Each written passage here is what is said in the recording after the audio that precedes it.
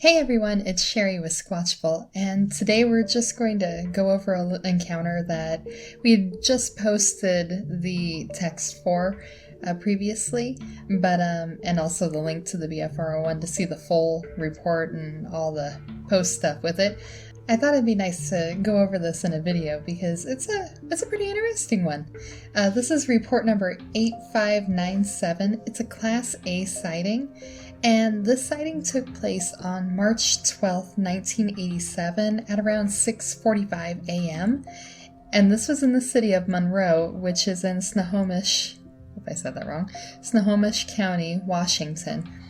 Now, Snohomish is right there. I mean, if you look at this, you got Skamania. I said that wrong. Don't hold it against me.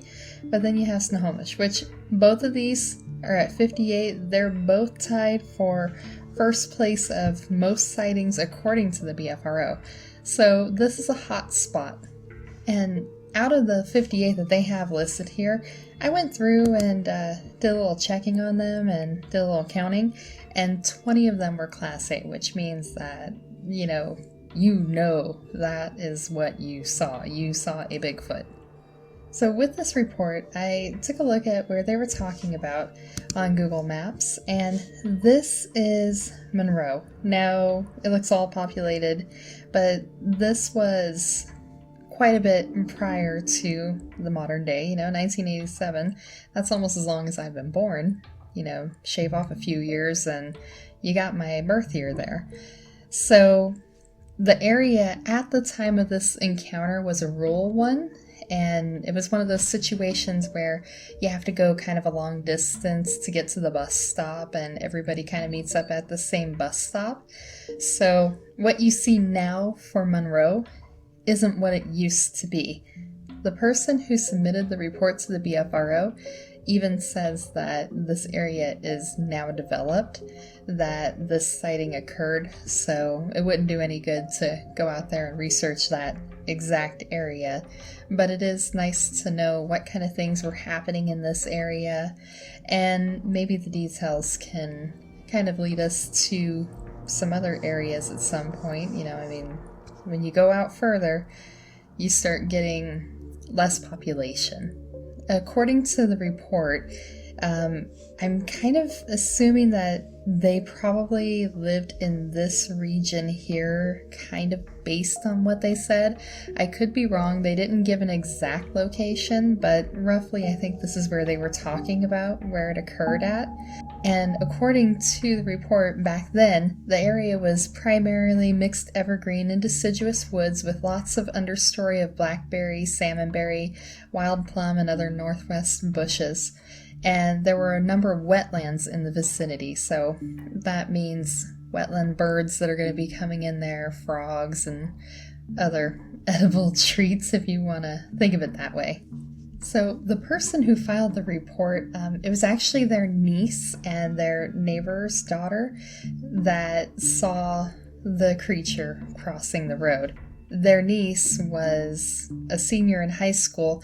The neighbor's daughter would pick up their niece and they would go to the bus stop, and she would get dropped off there and the neighbor's daughter would go off and do her own thing. So that way she didn't have to walk to it.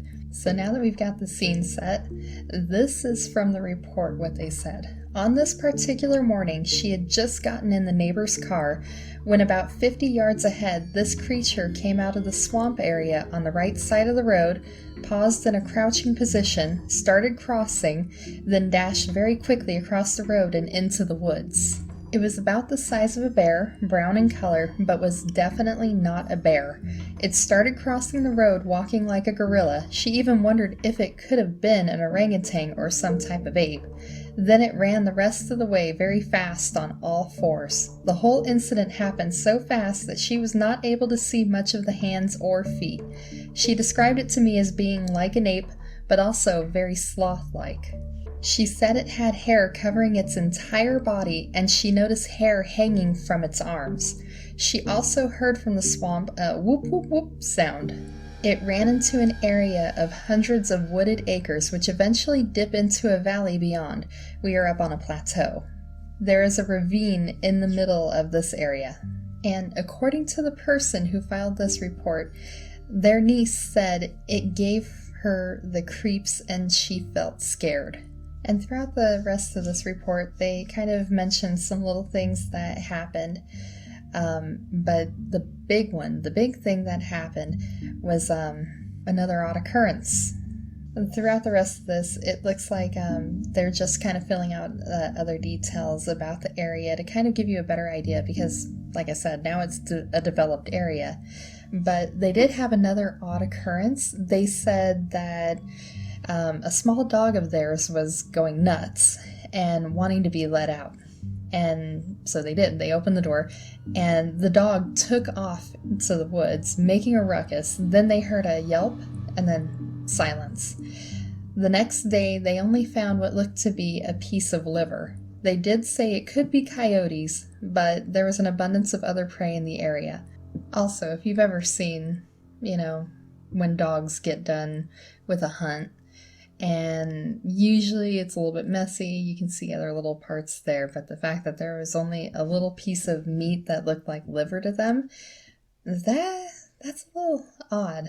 I mean, a piece of liver, that would be something that most wildlife would, or most predatory animals would want to go ahead and take advantage of and go ahead and eat that. So that is odd that that was left behind. I mean, especially if it was taken by a coyote.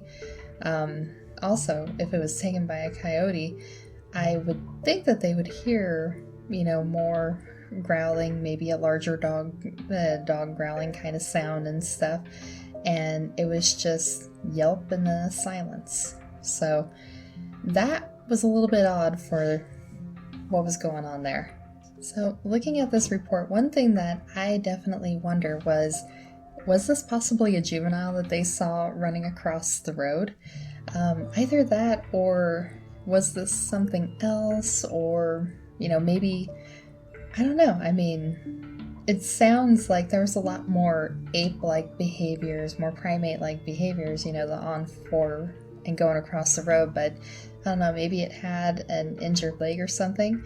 But then again, though, they also, in the description, kind of say that it was the size of a bear. So it sounds like if this is a Bigfoot, then it was a small Bigfoot.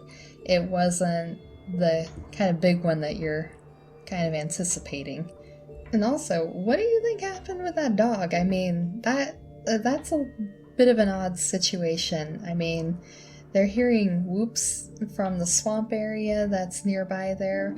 Their niece actually witnessed this creature crossing the road. And on top of that, the dog kind of just yelps and goes missing, and only a piece of liver is found out there. I don't know, it sounds like they got a lot of weird stuff going on there, but I found this really interesting, especially since they had, it looks like after the niece witnessed this creature crossing the road, all of the puzzle pieces started falling into place for them. I don't know, what do you guys think? I mean, considering that she should have known what a bear looked like, and she's saying that this wasn't a bear, but yet it was on four legs, and it was about the size of a bear, and the situation with the little dog and the whooping sounds from the swamp area, I don't know, it sounds kind of an interesting case here. What do you guys think? Let me know down in the comments below, and I'll see you there. Bye!